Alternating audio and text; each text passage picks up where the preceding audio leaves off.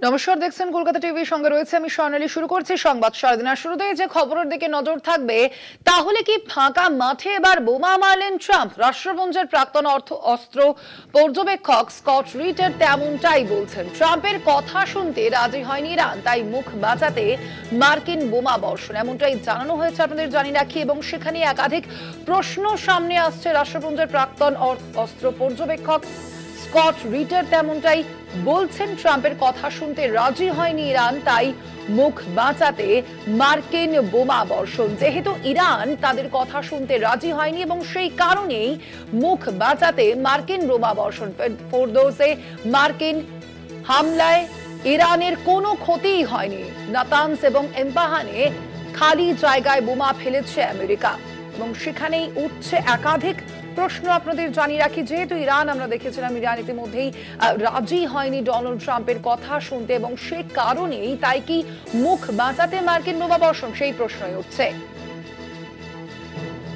আপনাদের জানিয়ে রাখি, ইরান ইসরায়েলের যে যুদ্ধ পরিস্থিতি, সেই যুদ্ধ পরিস্থিতি ক্রমশই তীব্র থেকে তীব্রতর পর্যায়ে উঠছে একদিকে, এবং তার পাশাপাশি আমরা দেখেছি ইতিমধ্যেই আমেরিকার তরফ থেকে কিন্তু ইরানে হামলা চালানো হয়েছে এবং আমেরিকার প্রেসিডেন্ট ডোনাল্ড ট্রাম্প তিনি যেমনটা জানিয়েছেন যে ইরানের 3টি যে পরমাণু ঘাঁটি রয়েছে সেখানে কিন্তু এই বোমা বর্ষণ করা হয়েছে। যদিও ইরানের পক্ষ থেকে কিন্তু সেই যে দাবি আমেরিকার প্রেসিডেন্ট করেছেন সেই দাবিকে একেবারে নস্যাৎ করে দেওয়া হয়েছে ইরানের তরফ থেকে। আর ঠিক এই প্রসঙ্গে একাধিক প্রশ্ন উঠে আসছে, আমরা আরো বিস্তারিত জানবো এই সম্পর্কে। আমাদের সঙ্গে এই মুহূর্তে নিউজরুম থেকে রয়েছেন কলকাতা টিভির পলিটিক্যাল এডিটর আশিস চট্টোপাধ্যায়। আশিস দা, রাষ্ট্রপুঞ্জের প্রাক্তন অস্ত্র পর্যবেক্ষক, তার যে এই বক্তব্য কতটা সিগনিফিকেন্ট এই পর্যায়ে?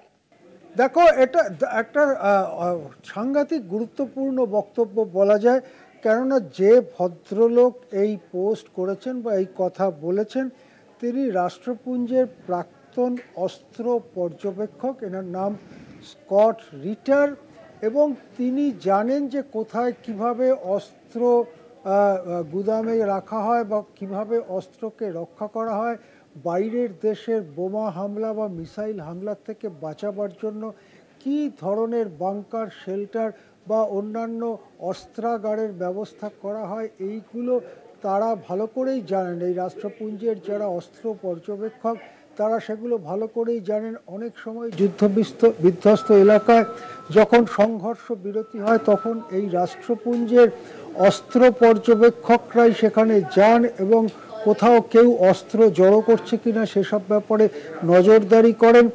রাষ্ট্রপুঞ্জের নির্দেশক্রমে এই রকম একজন মানুষ হচ্ছেন এই রিটার। তিনি কিন্তু কতগুলো দারুণ কথা বলেছেন বা খুবই গুরুত্বপূর্ণ কথা বলেছেন। 1 নম্বর কথা বলেছেন ফোরদোস বলে যে জায়গাটা, যেটা নাকি প্রধান টার্গেট বলে প্রচার করা হচ্ছিল আমেরিকা এবং ইসরায়েলের থেকে, সেখানে ফোরদোসে এমন জায়গায় বোমা ফেলা হয়েছে যেখানে যার কারণে ইরানের কোনো ক্ষতিই হয়নি। কথাটার আরেকটা অর্থ হচ্ছে ফাঁকা মাঠে, খোলা খালি জায়গায় বোমা ফেলা হয়েছে, শুধু বোমা ফেলা হয়েছে এটা বিশ্ববাসীকে জানাবার জন্য। এতে ফোরদোসের যে তথাকথিত পরমাণু কেন্দ্র, ইরানের পরমাণু কেন্দ্র, তার কোনো ক্ষতিই হয়নি, এটা বলছেন স্কট রিটার। তিনি আর কি বলছেন? ট্রাম্প বলেছিলেন আজকে ভোর রাতের দিকে যে আরও 2টো এলাকা, তার নাম হচ্ছে নাতানস এবং ইস্পাহান, এই 2টো এলাকাতেও পরমাণু কেন্দ্রের ওপরে বোমা বর্ষণ করা হয়েছে। রিটার বলেছেন যে এই 2টো জায়গায় এখন আর কিছুই নেই। ইসরায়েলি মিসাইল হানা শুরু হওয়ার পরে এই 2টো জায়গা ফাঁকা করে দেওয়া হয়েছে। এই 2টো জায়গায় এখন আর কোনো পরমাণু গবেষণা বা কোনো পরমাণু কেন্দ্র কিছুই এই 2টো জায়গায় নেই। সুতরাং তাহলে কোথায় বোমা ফেললেন ট্রাম্প? এইখানেই এই প্রশ্নটার উত্তর খানিকটা স্কট রিটার দিয়েছেন। সেটা হচ্ছে এই যে ইরান ট্রাম্পের কথা শুনতে মোটেই রাজি হয়নি। যুদ্ধের 2-1 দিন পর থেকেই ট্রাম্প বলতে থাকেন যে তোমরা তাড়াতাড়ি আমাদের সাথে পরমাণু চুক্তি করো, অর্থাৎ আমেরিকার সাথে পরমাণু চুক্তি করো, তাহলে ইসরায়েলকে আমরা বলে দেবো তোমাদের দেশে আর যাতে আক্রমণ না করা হয়। কিন্তু ইরান কি বলেছিল? ইরান বলেছিল ইসরায়েল যখন ইরানের ওপরে হামলাই চালিয়ে দিয়েছে, এখন আর আমেরিকার সঙ্গে কোনো রকম কথাবার্তা বলার কোনো মানেই হয় না। এরপরে ওমান, যেখানে এই আলোচনা হচ্ছিল, আমেরিকা ইরান আলোচনা হচ্ছিল, সেই ওমানের বিদেশমন্ত্রী জানিয়ে দেন যে ইরান বলেছে এই আলোচনায় আসবে না।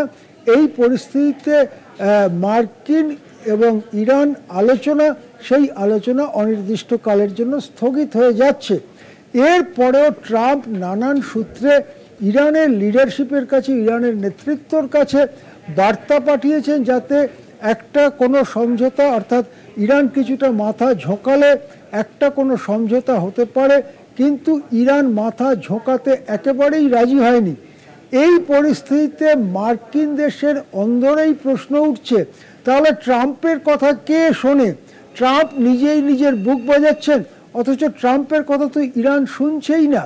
এবং ট্রাম্পের নিজের প্রচারেই ট্রাম্প বন্দী হয়ে যান, যখন ট্রাম্প বলতে থাকেন ইরানের কাছে অ্যাটম বম্ব আছে, পরমাণু বোমা আছে। এই কথা যত বলতে থাকেন ততই নিজের জায়গায় নিজে বন্দী হয়ে যেতে থাকেন ট্রাম্প। আমেরিকার অন্দরে প্রশ্ন ওঠে যে যদি পরমাণু বোমা থেকেই থাকে তাহলে ট্রাম্প চুপ করে বসে আছেন কেন? এই রকম পরিস্থিতিতে নিজের মুখ রক্ষা, ফেস সেভিংয়ের একটা দরকার ছিল ট্রাম্পের। সেই জন্য হঠাৎ করে B-52 বম্বারগুলো, 3টে বম্বার সেখানে গিয়ে এই বোমা ফেলে, বোমার নাম এবং বোমার গুণাগুণ, বোমার কত বিরাট ক্ষমতা, সেই সমস্ত ফলাও করে প্রচার করা হয়। কিন্তু এখন রাষ্ট্রপুঞ্জের প্রাক্তন অস্ত্র পর্যবেক্ষকই বলছেন আসলে ট্রাম্প বোমা ফেলে এসছেন ফাঁকা মাঠে, শুধুমাত্র দুনিয়া জুড়ে একটা প্রচার করবার জন্যই এই কাজ করেছেন। এতে ইরানের কোনো ক্ষতিই হয়নি।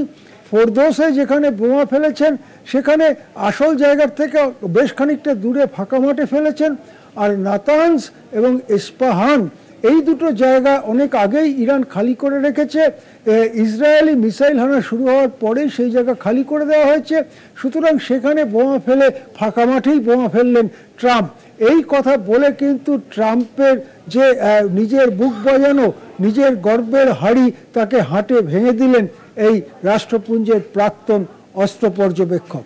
হ্যাঁ, একেবারে আশিস, তো ধন্যবাদ আপনাকে। আমরা কথা বলছিলাম, আমাদের সঙ্গে সরাসরি নিউজ রুম থেকে ছিলেন কলকাতা টিভির পলিটিক্যাল এডিটর আশিস চট্টোপাধ্যায়।